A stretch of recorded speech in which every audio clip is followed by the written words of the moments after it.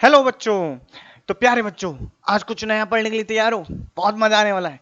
देखो, अब आज हम जो पढ़ रहे हैं वो कहलाता है स्थानांतरण साम्य, ट्रांसलेशनल इक्विलिब्रियम।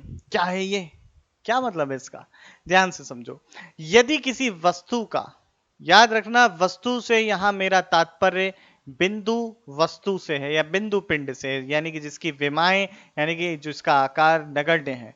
तो यदि किसी वस्तु का त्वरण शून्य है तो वह वस्तु आपकी स्थानांतरण साम्य में होती है।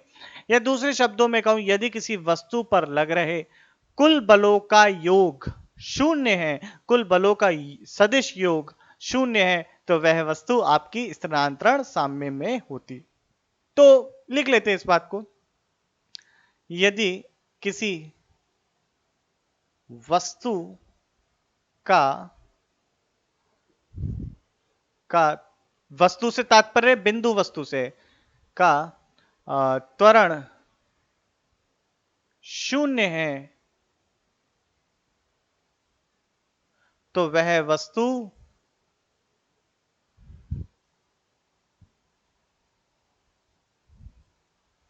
स्थानांतरण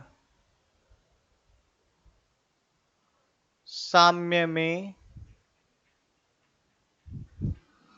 कहलाती है।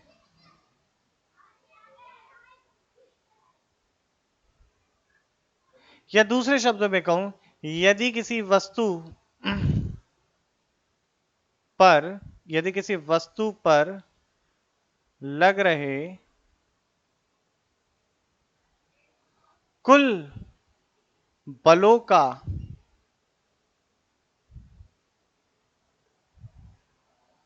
सदिश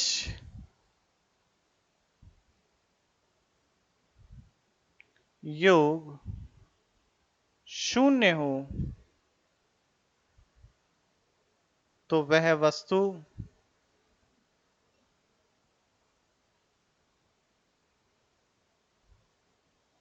स्थानांतरण साम्य में कहलाती है। बहुत सिंपल सी बात है बेटा, लिखते रहना।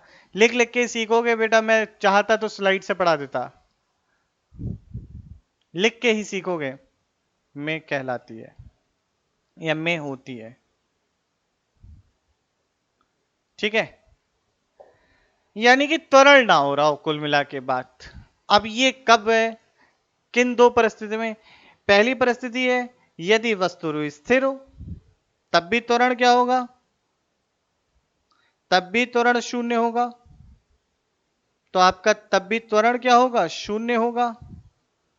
और लग रहे वस्तु पर लग रहे सभी बलों का योग भी क्या होगा? शून्य होगा। वस्तु पर लग रहे सभी बलों का योग भी शून्य होगा बच्चों। यदि वस्तु एक समान वेग से हो तब भी आपका त्वरण क्या होगा? शून्य होगा। ठीक है बच्चों, ये पॉइंट हो गया। अब यदि वस्तु स्थिर है तो इस समय ये होती है स्थैतिक साम्य में। स्थैतिक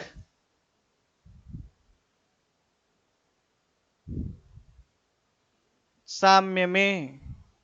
और यदि वस्तु एक समान वेग से है तो ये आपकी होती है गतिक साम्य में।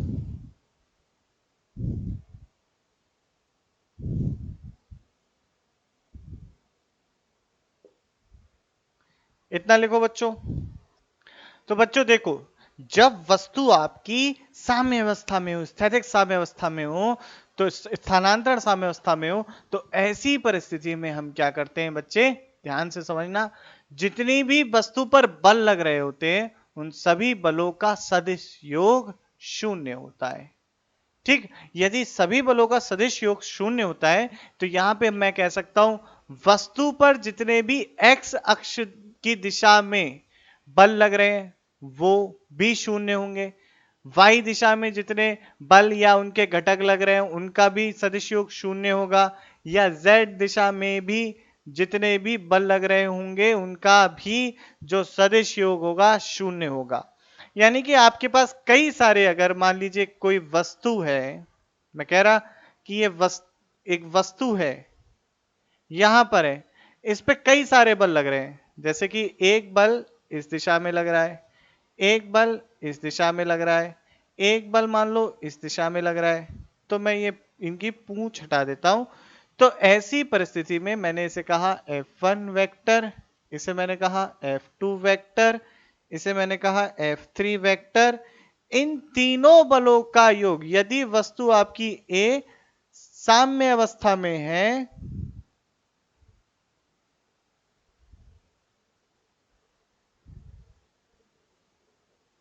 तब ऐसी परिस्थिति में आपका F1 का जो F1 का x घटक प्लस F1 F2 का x घटक, ये मान लो आपका y अक्ष है, ये x अक्ष है। तो F1 का बच्चों जो x घटक है वो मान लो यहां आता है, ये इस तरीके से, ये आ गया F1 का x घटक, इसे कह दिया F1x। इसी तरीके से F2 का मान लो जो आपका घटक आता है वो यहां आता है, तो ये हो गया F2 का x घटक इस दिशा में। और मान लो F3 का जो घटक आता है वो इस दिशा में आता है, ये हो गया आपका F3 का x घटक। तो इन तीनों का योग जो होना चाहिए वो निश्चित तौर पर 0 होगा। साथ ही साथ F1 का y घटक, F1 का बच्चों y घटक ये हो गया F1y, F2 का y घटक ये हो गया F2y, F3 का y घटक ये हो गया F3 का y घटक, F3y। इन तीनों का भी सदिश योग 0 होगा। तो हम यहां पे लिखेंगे F1y plus F2y plus F3y का भी सदिश योग 0 होगा। तो इस प्रकार से हम, ऐसा होता है ज्यादातर परिस्थितियों में कि आपको दो बल दे रखे होते हैं और यह कंडीशन दे दी जाती है कि आपका यह वस्तु साम्य अवस्था में है, चाहे गतिज साम्य में हो या स्थैतिक साम्य में हो। तो बताइए तीसरा बल कितना होना चाहिए कि जिससे वह आ जाए साम्य अवस्था में, या फिर तीसरे बल की गणना कीजिए। तो इस प्रकार के जो बच्चे प्रश्न हैं वो हम इस तरीके से करते कि हमने बलों के घटक निकाल लिए, एक्स अक्ष, वाई अक्ष तथा जेड अक्ष। अगर बल एक ही तल में लग रहे हैं तो वहां पर एक्स वाई या एक्स जेड तल होगा या आपका जेड वाई तल होगा, इन तीनों में से किसी एक तल में होगा परिस्थिति, तो हम उन्हें उनके अक्षों के जो अनुदिश घटक आ रहे हैं उनका हम कर देंगे सदिश योग और हमें मिल जाएगा उत्तर। ठीक, एक तरीका ये। दूसरा तरीका है जो से हम कहते हैं लामी की प्रमेय। ठीक है, लामीज थ्योरम। तो पहले इतना नोट कर लीजिए आप लोग, फिर मैं बताता हूं आपको फटाफट लामीज थ्योरम। तो फटाफट नोट करो बच्चों। आओ बच्चों देखो, लॉमी की प्रमेय, लामी की प्रमेय क्या कहती है? लामी की प्रमेय, इसे इंग्लिश में लिखते हैं लामीज थ्योरम। क्या है? यदि आपके तीन सदिश एक ही तल में हो तथा उनका सदिश योग 0 हो, यानी कि वह किसी एक त्रिभुज की तीन भुजाओं को निरूपित करते हो, ये कह दिया vector A, vector B, vector C. तो ऐसी परिस्थिति में अब देखिए, इसको मैं ऐसे ही बना सकता हूं। देखो बच्चों, ये वेक्टर एक ऐसे ही रहा, इसके समांतर वेक्टर बी की दिशा ये हो गई, इसके समांतर वेक्टर सी की दिशा ये हो गई, इसके समांतर। तो वेक्टर, अगर मैं कह रहा हूं वेक्टर ए के सामने जो दो सदिश हैं वो बी और सी, इनके बीच के कोण अल्फा हो। वेक्टर बी के सामने जो दो सदिश हैं कौन कौन से? सी तथा ए, इनके सामने का, इनके बीच का कोण बीटा हो, तथा सी के सामने जो है सदिश, इनके बीच का कोण गामा हो। तो ऐसी परिस्थिति में ए बटे साइन अल्फा बराबर होता है बी बटे साइन गामा, साइन बीटा, और सी बटे साइन गामा के। यहां पर ए बी सी तीनों वेक्टर की लंबाइयां हैं, वेक्टर ए की लंबाई a है, वेक्टर b की लंबाई यानी कि परिमाण b है, वेक्टर c की लंबाई या परिमाण c है। तो यहां पर बच्चों ये अपनी हो जाती है बेटा लामीज थ्योरम। लामीज थ्योरम का प्रयोग करके भी हम बहुत आसानी से प्रश्नों को हल कर सकते हैं।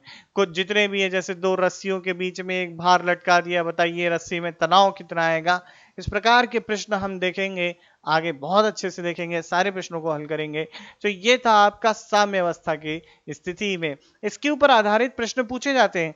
2020 के जेई एडवांस्ड में एक क्वेश्चन स्टैटिक इक्विलिब्रियम पर ही पूछा गया है। तो बच्चों अच्छे से मेहनत करके सीखना, मेहनत से पढ़ना। कहीं कोई समस्या है तो मुझे जरूर बताना। आज के लेक्चर में बस इतनी ही बात करते हैं। अब नेक्स्ट लेक्चर में आपको इसका क्वेश्चन आंसर सीरीज मिल जाएगी, तो परेशान मत होइएगा, बस मेहनत करते रहिएगा। अभी मैं चलता हूं। जय हिंद।